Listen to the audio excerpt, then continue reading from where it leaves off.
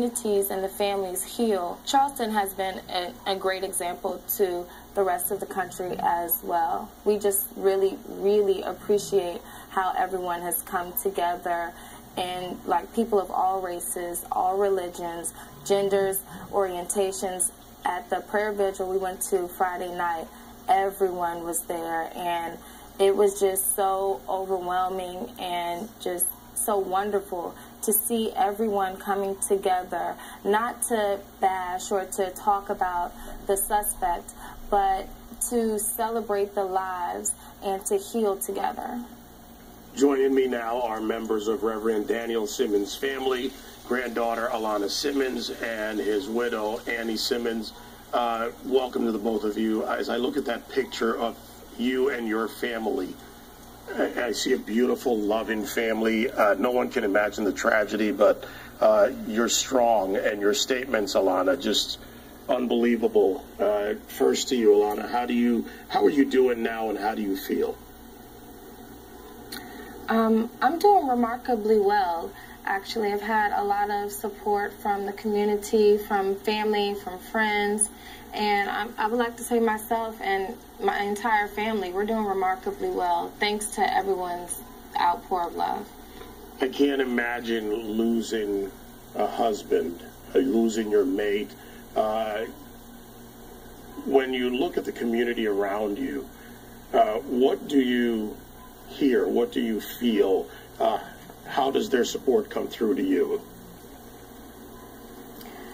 For the past few days since this incident happened, it has been an outpouring support from the community, the church community, the corporate world community, and many friends. And I really feel very strong, very grateful, and I'm thankful. And I'd like to say at this time, I send a heartfelt thanks to everyone for their great support and outpouring of love.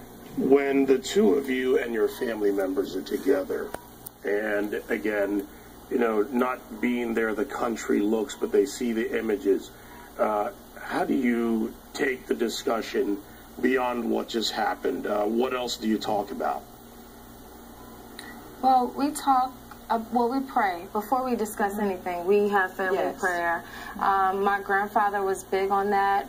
Whenever we went anywhere, before we went anywhere, before we ate, before we did anything as a unit, we always had a prayer. And before we started with interviews and speaking to the nation about our grandfather, we had a prayer and a discussion, open floor, and we just decided, like, this is what we're going to do. We're going to honor our grandfather as he would have had it if he were here, if he were still here. And we're going to talk about the things that he loved. We're going to talk about loving each other. We're going to talk about making sure that we, as well as the other victims, heal from this tragedy.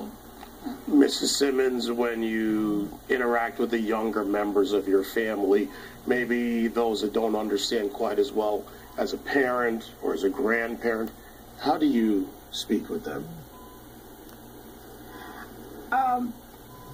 As my granddaughter mentioned, prayer was a part of our family. Before we begin our day in the morning, we pray. This is where we gain our strength from, because we look to the Lord.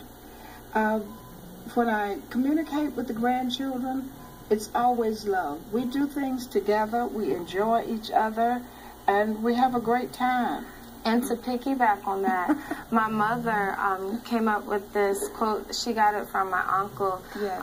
And it said that when we were talking about how, you know, could God allow something like this to happen in his own house, she said that she heard this quote somewhere that said, God allows what he hates to accomplish what he loves. And we've seen that here in Charleston.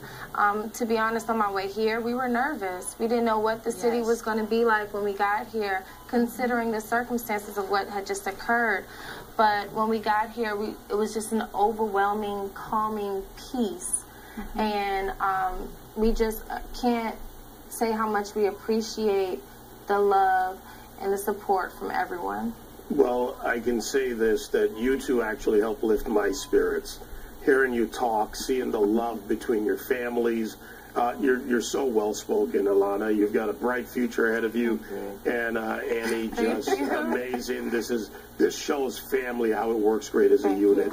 You're both a great example. Thank you. Thank you. And joining me with